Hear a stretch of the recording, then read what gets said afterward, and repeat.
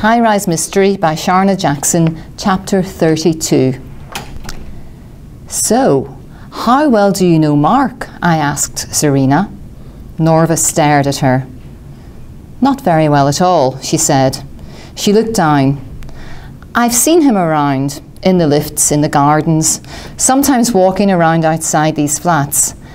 And he's knocked here too, to buy Photonica.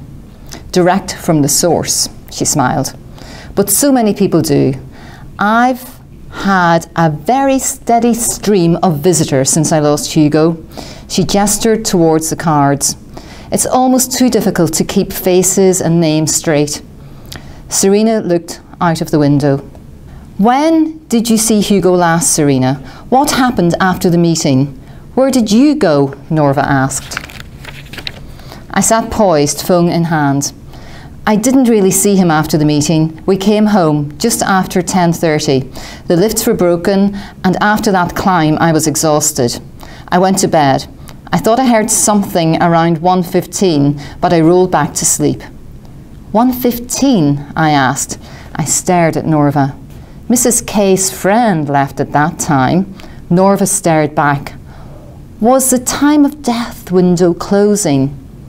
Yeah, around that time. I thought Hugo went to meet his girlfriend, she said quietly. Girlfriend? Norva and I shouted in unison. Sorry, Serena. Norva lowered her voice. Hugo's girlfriend. Who's that? Well, I'm not certain they were seeing each other in that way, but I think it's the chief triangle. Julie, Serena replied. You mean Jane? I asked. Yeah, her. Hugo and Jane? Really?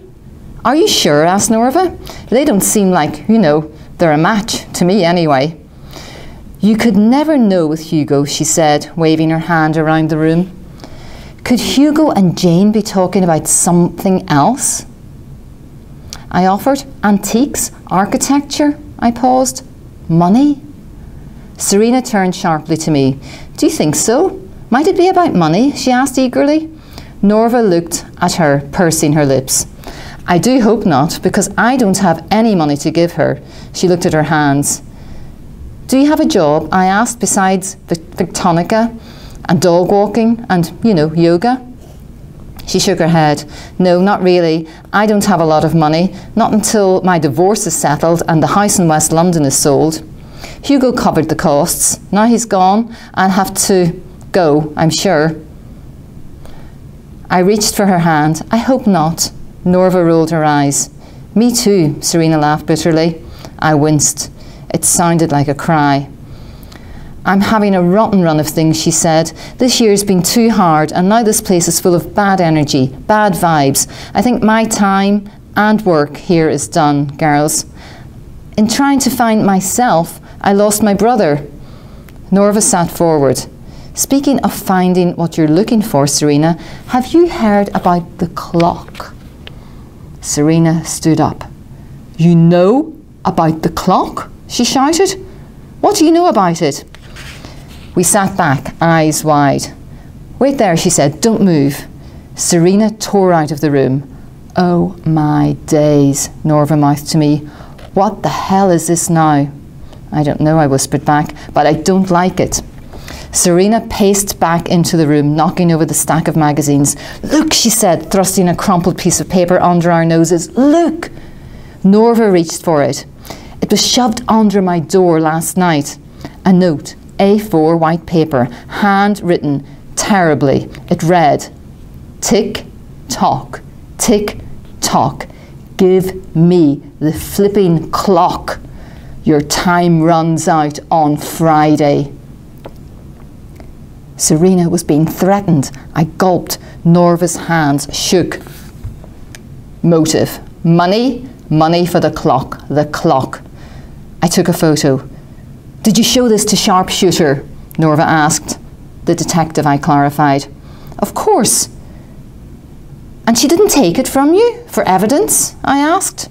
No. She looked at it and took a photo like you. I looked back at the note. One thing bothered me, irrationally. Your was spelt Y-O-U apostrophe R-E, not Y-O-U-R.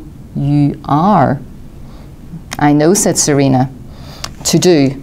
Find out who wrote Serena's note.